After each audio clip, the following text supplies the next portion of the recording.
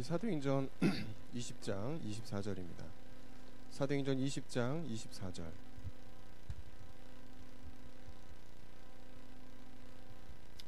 사도행전 20장 24절을 우리 같이 읽겠습니다.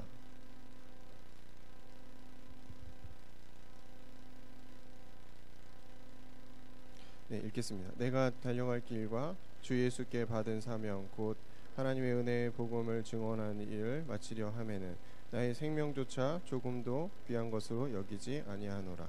아멘. 오늘 제목은 나의 달려갈 길입니다. 이번 주 우리 강단의 말씀에 제자라는 이제 내용이 나오죠. 일단 서론의 그 내용을 조금 먼저 얘기를 하겠습니다.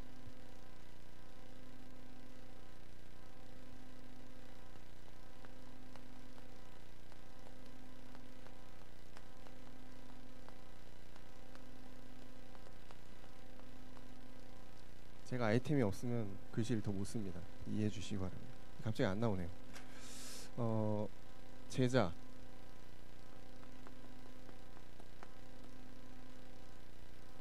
어떤 사람이 제자일까요? 저는 굉장히 이 부분을 놓고 고민을 많이 했습니다. 물론 이제 기본적으로 그렇죠. 구원받은 자, 예수를 잘 믿는 자가 제자가 맞습니다. 근데 일반적으로 우리가 제자라고 하면은 뭔가 열심히 잘하는 사람이라고 이제 생각을 하죠. 뭐 예를 들어서 예배를 정말 안 빠지고 잘 참여한다. 저 사람 제자 같다. 또는 현장에서 막 진짜 역사가 너무 많이 일어나요. 전도를 막 나가는데 100명씩 막 해와. 저 사람 제자다. 뭐 무시기도 24시 막 기도에 막 통달했어. 저 사람 제자구나. 이렇게 우리가 얘기를 하는데 그거는 개인의 시간표 따라 다를 수 있고 또 잘 될 수도 있고 안 될 수도 있고 그런 부분이라 제가 볼 때 객관적인 내용은 아닌 것 같아요. 그러면은 성경에서 말하는 제자는 뭘까?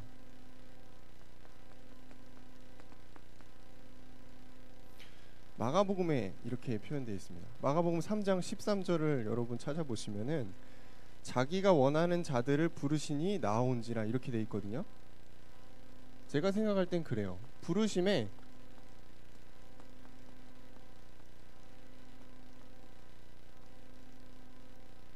응하는 자입니다. 하나님이 여러분을 구원으로 인도하셨고 여러분을 부르셨거든요. 그 부르심에 응답하는 사람이에요. 하나님 나를 불렀구나. 내가 하나님 자녀구나. 그거를 알고 있는 사람이에요. 그걸 모르면 불신자지. 그러니까 불신자는 제자가 될 수 없는 겁니다. 예수님의 제자라고 했을 때 예수님이 직접 가서 제자들을 불렀단 말이에요. 그때 제자들이 응했죠. 두 번째는 마태복음이에요. 마태복음 4장 20절입니다. 예수님이 제자들을 불렀습니다. 이제 그 베드로와 그의 형제들을 부르러 가셨죠. 갈릴리 호수에서 어부질하고 있는 그들에게 가서 야, 니네 나 따라와라. 그랬는데 그들의 반응이 어땠습니까? 그물을 버려두고 예수를 따랐다 이렇게 나와있죠. 그물을 버렸다. 어부가 그물을 버렸다. 다 버린 겁니다. 진짜 다 버린 거예요. 아니 그물과 배를 버렸다는 거는 먹고 살 모든 것을 예수께 맡겼다라는 걸 의미하거든요. 저는 이렇게 생각했습니다. 예수를 따르는데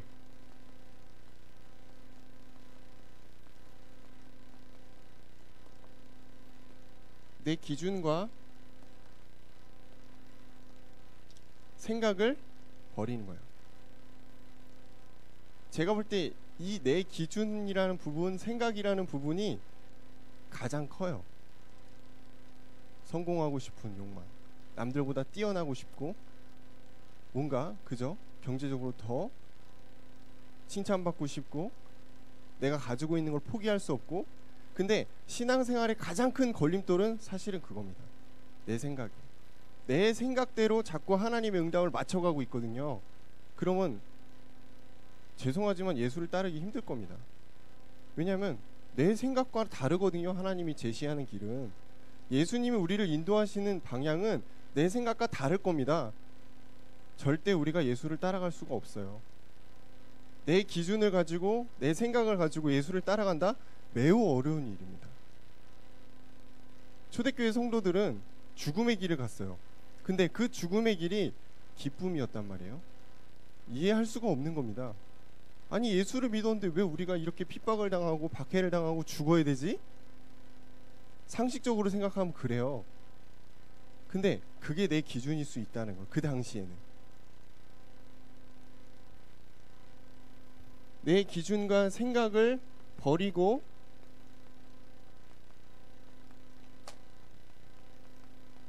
따르는 거, 이게 진짜 예수를 따르는 것입니다. 그렇다고 오늘부터 여러분 하는 모든 생업을 다 버리고 예수께 올인해라, 이거는 진짜 비상식적인, 아주 신비적인 부분이고요. 여러분이 있는 현장에서 그리스도를 누리면서 하나님 원하시는 하나님의 나라를 성취해 가는 것, 그게 진짜 예수를 따르는 것입니다. 그러면은 예수를 따른다,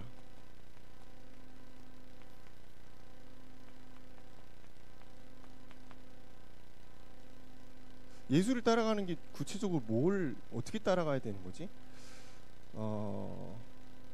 예수님이 하신 것을 여러분이 하면 됩니다. 그렇다고 지금 막 병원 가가지고 막 병든 사람 막 일으켜 세우고 그런 걸 얘기하는 건 아니겠죠. 여러분 막 따르는 똘마니들 막 이렇게 막 불러가지고 내 제자 세우고 그런 걸 얘기하는 게 아니겠죠. 예수를 따른다라는 것은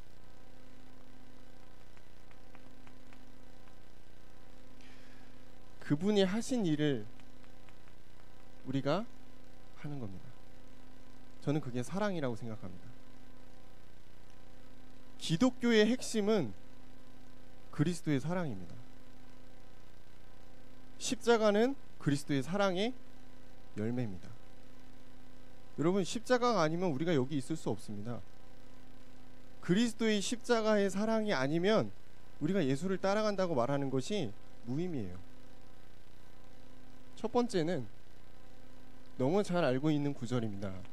요한복음 3장 16절입니다. 하나님이 세상을 사랑했다, 인간을 사랑했다는 뜻이거든요. 여러분을 사랑해서 독생자를 보내셨다라는 거예요. 그리고 그분을 믿을 때 구원 얻는다는 내용이죠.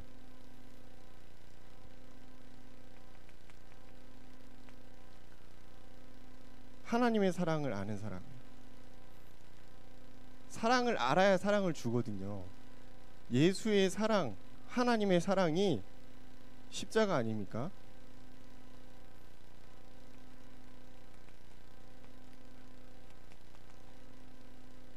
로마서 5장 8절입니다.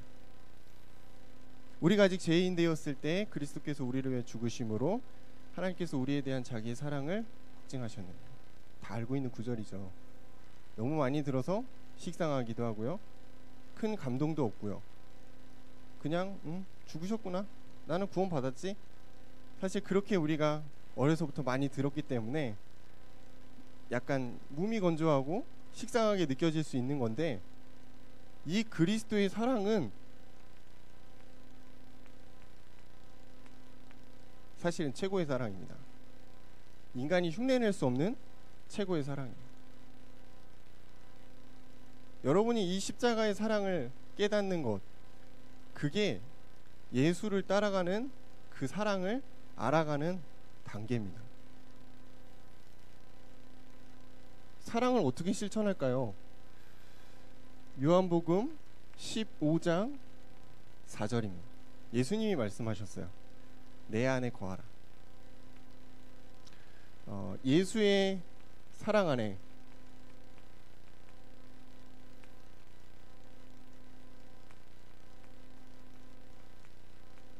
예수의 사랑 안에 거하는 것이에요. 사랑 안에 거한다, 이건 뭐냐면, 예수님 어떻게 비교했냐면은, 나는 포도나무다, 너희는 가지다. 근데 포도나무에 가지가 떨어지면 어떻게 되냐? 열매를 맺지 못한다. 무슨 말을 하시는 거죠? 함께 있으라는 거예요. 구원받은 하나님의 자녀가 하나님과 떨어지게 되면 열매 맺을 수 없다는 것입니다. 그 사랑에서 멀어지게 된다는 거예요. 그럼 우리가 실천할 수 있는 사랑은 뭘까요? 그리스도와 함께하는 것입니다. 날마다 매 순간 그리스도와 함께하는 것이에요. 그게 우리가 실천할 수 있는 첫 번째 사랑입니다. 하나님의 사랑을 깨닫고 그리스도의 사랑 안에 우리가 날마다 거하는 것. 그리스도의 사랑 안에 날마다 거하는 것. 말씀, 기도, 또는 찬양, 또는 전도. 하나님이 우리에게 주신 그 언약의 방법들이 있잖아요. 그것을 우리가 놓치지 않는 것입니다. 그럼 반대로 말하면 나는 그거랑 전혀 상관없는 인생을 살고 있다. 그럼 여러분은 어느 순간 포도나무에서 떨어진 가지가 되어가고 있는 것입니다. 그럼 어떨까요? 인생이 메말라갑니다. 인생이 아주 팍팍해집니다. 불평이 나올 수밖에 없어요. 불신앙이 생길 수밖에 없어요. 왜냐? 생명의 말씀을 공급받지 못해요. 그러니까 감사가 있을 수가 없습니다. 그러니까 계속 불만이 있는 거예요. 왜냐? 떨어졌잖아요. 하나님의 은혜에서 떨어졌잖아요.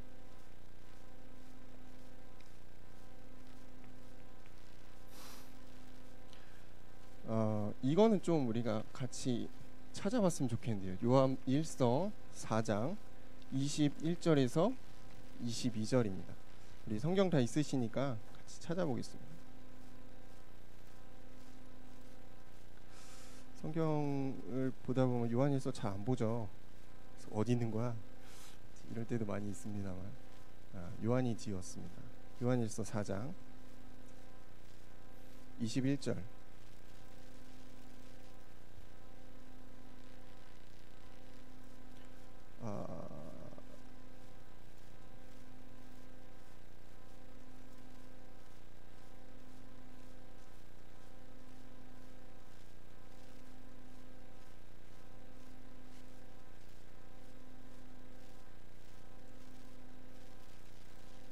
아, 20절입니다. 잘못 썼네요. 20절에서 21절입니다. 같이 읽어보겠습니다. 20절에서 21절. 누구든지 하나님을 사랑하거나 하고 그 형제를 미워하면 이는 거짓말하는 자니 보는 바 그 형제를 사랑하지 아니하는 자는 보지 못하는 바 하나님을 사랑할 수 없느니라. 우리가 이 계명을 주께 받았나니 사랑하는 자는 또한 그 형제를 사랑할지니라. 뭘 얘기하고 있을까요? 형제를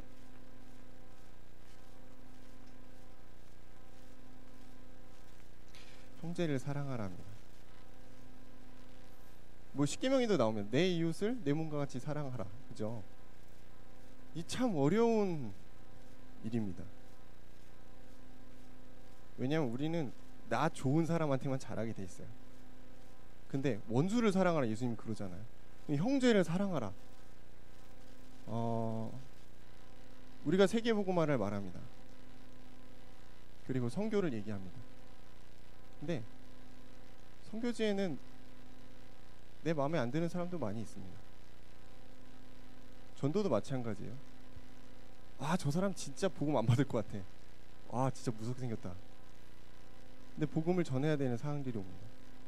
의외로 되게 순수하게 복음을 받아들인 경우들도 더러니 있습니다.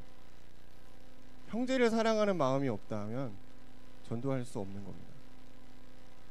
그걸 더 범위를 좁히면은 지금 우리가 있는 이 청년의 공동체 안에서도 서로 사랑하지 못한다면 전도는 매우 어려운 것입니다. 세계복음화는 아주 머나먼 얘기입니다. 그리고 그거를 내 식대로 내 수준대로 하겠죠. 초대교회는 떡을 나누며 교제했습니다. 지금 우리가 이 청년의 공동체 안에서도 서로 사랑하지 못한다면 여러분 현장에서 과연 얼마나 하나님의 응답이 성취될까 생각해 봐야 됩니다. 저는 동국교회 출신이 아닙니다. 저는 모교회가 있습니다. 굳이 비교하고 싶진 않지만 글쎄요. 너무 개인화되어 있는 동북교회를 발견합니다. 공동체라는 게 별로 없어요. 서로에 대한 관심과 배려와 사랑이 많이 없어요. 그러니까 청년까지 올라오면서 많은 청년들이 이렇게 떨어져 나가도 우리는 별로 큰 그게 없습니다. 이거는 상당히 중요한 부분입니다. 우리가 우리의 형제를 사랑하지 못하는데 어떻게 불신자를 사랑할 수 있겠어요? 뭐 가능합니다. 우리의 가족, 나랑 친한 사람들은 사랑할 수 있죠. 그건 제한된 사랑입니다. 예수 그리스도께서 우리에게 주신 사랑은 그런 제한된 사랑이 아니에요. 모든 사람에게 포용적이고 수용하는 그런 사랑이거든요. 그래서 저는 청년들에게 권면하고 싶습니다. 서로가 서로에게 관심을 갖고 배려하고 서로를 사랑했으면 좋겠어요. 제가 안산에 지교에 갔을 때 참 쉽지 않았거든요. 근데 점점 하나님이 그 성도와 렘넌트를 마음에 담고 사랑할 수 있는 그런 부분들을 주셨어요. 그래서 재밌게 사역을 했던 것 같아요. 힘들지만. 그리고 또 다시 안양에 왔을 때 중등부를 맡게 되고 모르는 아이들을 만나는데 어떻게 제가 갑자기 사랑하는 마음이 들겠어요.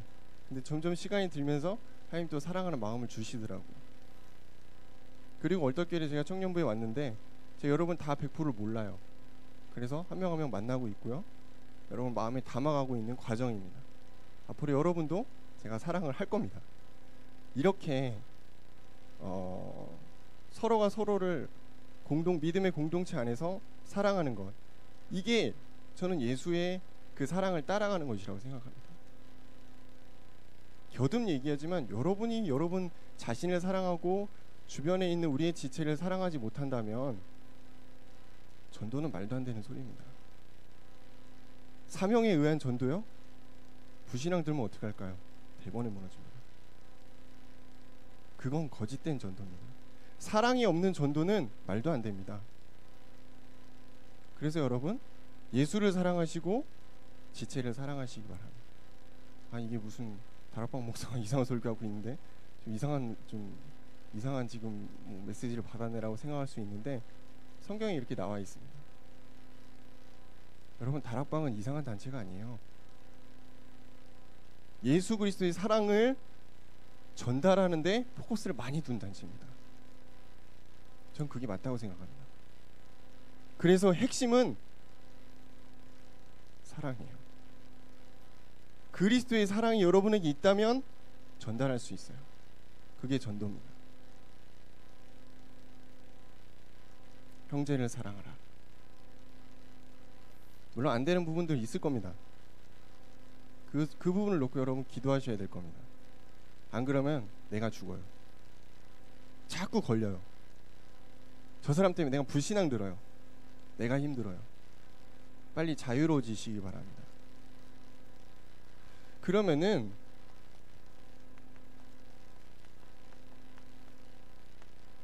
우리는 어떻게 살아야 됩니까?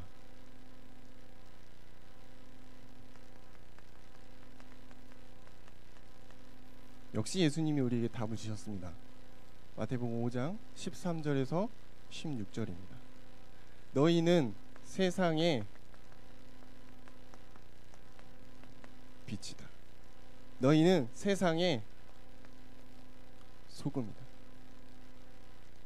빛같이 살으라는 겁니다.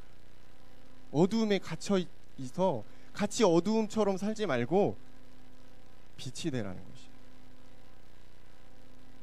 그렇잖아요. 소금은 짠맛이 있어야 돼요. 소금이 설탕처럼 애매한 맛을 가지면 어떻게 될까요? 버려집니다. 아무 쓸데기가 없어요. 여러분이 복음을 가지고 있는 그리스도인이라는 사실을 현장에서 자꾸 잊어버리거든요. 소금이 설탕되고 가고 있는 겁니다. 절대 하나님 기뻐하지 않으시겠죠. 뭐 그런 경우들도 있더라고요. 다 청년들이니까 직장인을 예로 들어서 직장 생활을 하는데 예수를 잘 믿는 것 같아요. 뭔가 막 이렇게 경건하게 성경도 막 보고.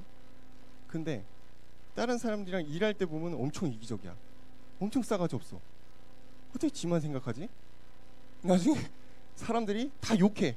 저 새끼 저 교회 다닌다는데 신앙 좋은 척 하는데 왜 저딴 거야? 진짜. 그러면 어떻게 될까요? 그 사람은 빛이 아닙니다. 자기만 빛으로 착각하고 있는데 성경에 이렇게 나오잖아요. 사람 앞에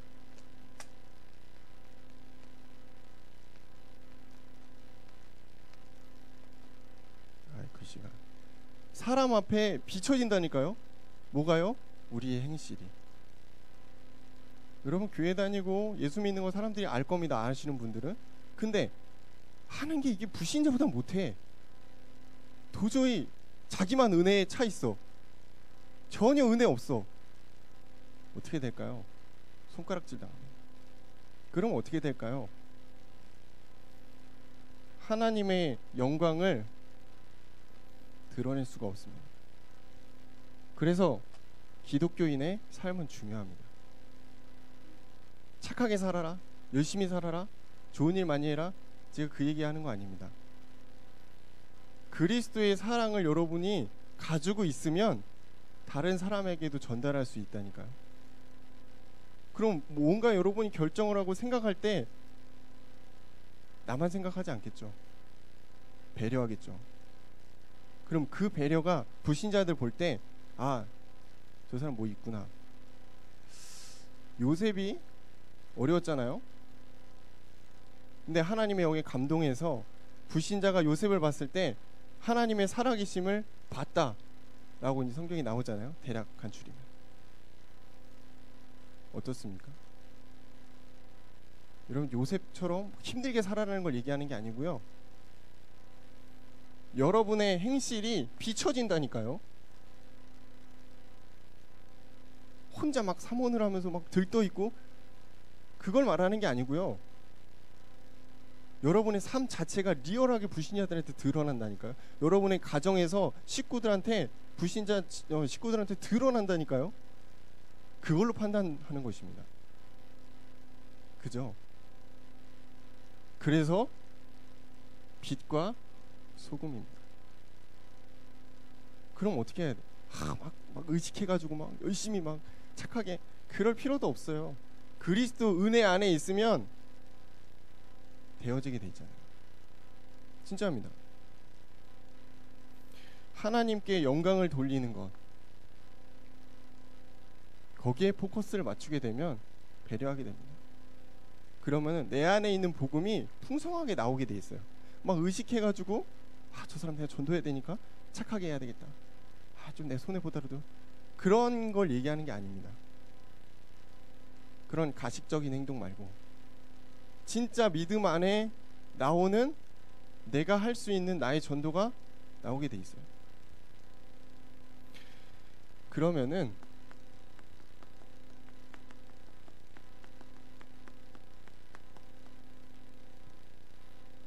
본론이 나왔죠. 본론이면 결론입니다. 예수의 사랑을 가진 자는 전달하게 돼 있는데 어떻게 전달하는가? 나의 달려갈 길을 통해서 나오게 됩니다.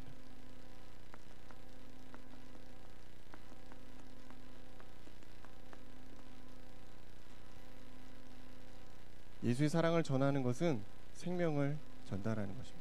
내 안에 있는 예수 그리스도의 생명을 전달하는 것입니다.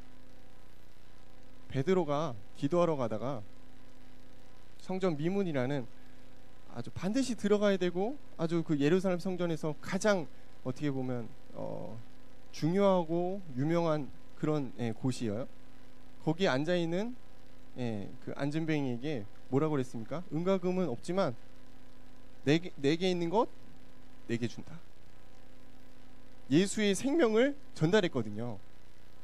그때 어떻게 됐습니까? 일어나서 걸었습니다. 생명을 전하는 것 외에 뭐가 더 중요한가? 물론 먹고 사는 거 중요합니다. 많이 벌고 건강하고. 근데 그렇게 우리가 평생을 살면은 하나님이랑 별로 상관없습니다. 조금 내가 부족하게 살아도 내 인생이 생명 살리는 일에 쓰임 받을 수 있다면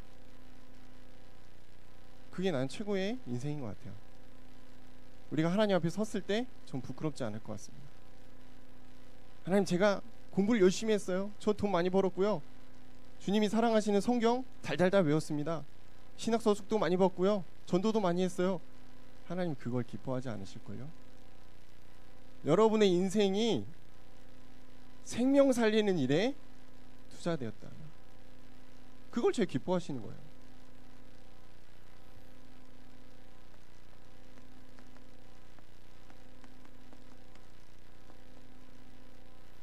아마 선교에 마음을 품고 있는 분들도 많이 있을 거라고 생각합니다.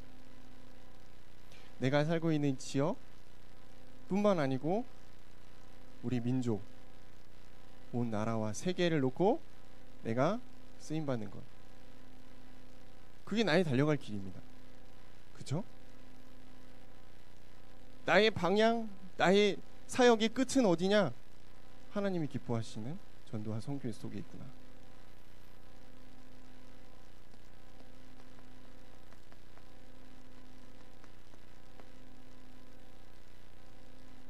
어떤 사람은 치유에 굉장히 관심을 많이 갖고 있는 분들도 있습니다. 저도 또한 그렇고요. 육신의 문제, 정신의 문제,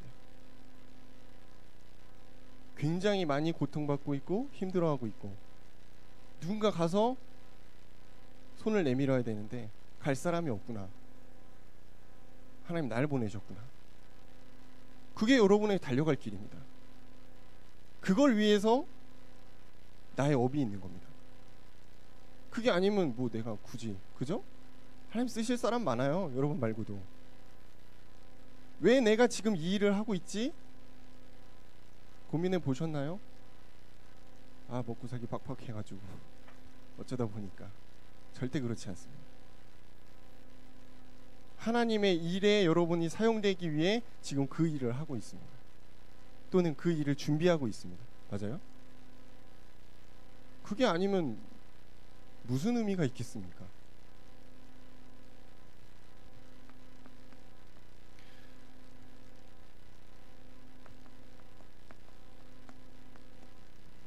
아마 어떤 분들은 성공자를 만나는 시간표에 있는 분들도 있을 겁니다. 실천 전문 지도자, 이 성공자랑도 연관이 돼 있습니다. 탑에 올라간 사람이 탑을 만나는 거거든요. 아무나 전도할 수 있는, 여러분 대통령 우리가 뭐 이메일이나 보낼 수 있지만 만날 수는 없잖아요, 쉽게. 그 일에 관련된 사람이 만나는 거거든요. 자, 성공자를 여러분 만나게 됐을 때 뭘 해야 될까요?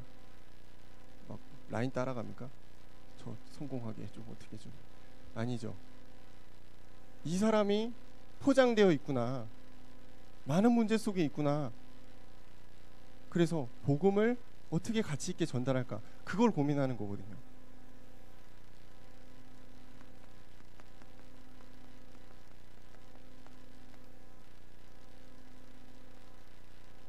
저는 사실 이 랩넌트를 세우는 일에 굉장한 어떤 비전을 받았거든요. 그래서 지금 이게 이제 요 안에 사실은 지역도 있겠죠. 이런 일들을 하나님이 여러분 각자 개인에 맞게, 특성에 맞게 허락하실 것인데, 저 같은 경우는 조금 요 4번의 내용이 좀 강합니다. 그래서 나의 달려갈 길은 결국 하나님이 사랑하시는 후대를 세우는 일, 생명을 살리는 일, 그리고 전도자를 돕고 세우고, 또 영적으로 육신적으로 힘든 하나님의 자녀들을 팀 사역하고, 또 불신자들을 복음을 전달하고, 이 내용이지 않겠냐. 뭐 그 가운데 우리가 뭐 여러 가지 일들이 있겠죠. 오늘 이제 물론 유 목사님이 많이 말씀하셨지만 오늘 제가 알기로 거의 처음인 것 같아요. 김동훈 목사님이 새벽기도 때 이 단어를 쓰셨습니다.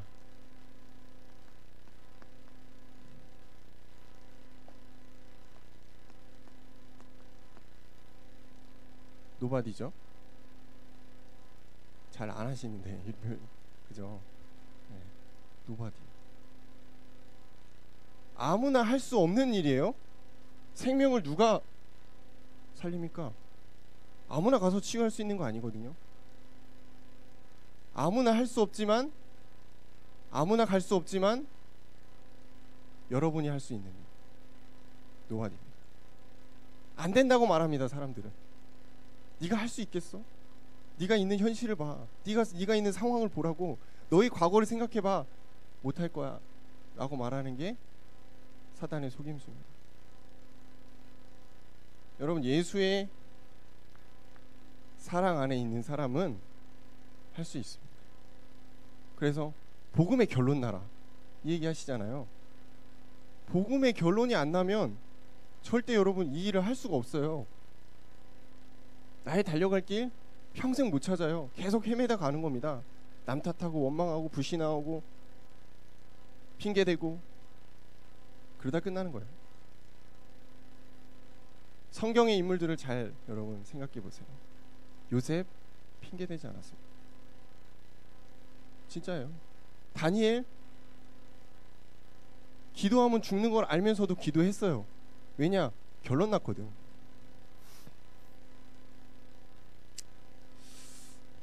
그렇습니다. 그래서 나의 달려갈 길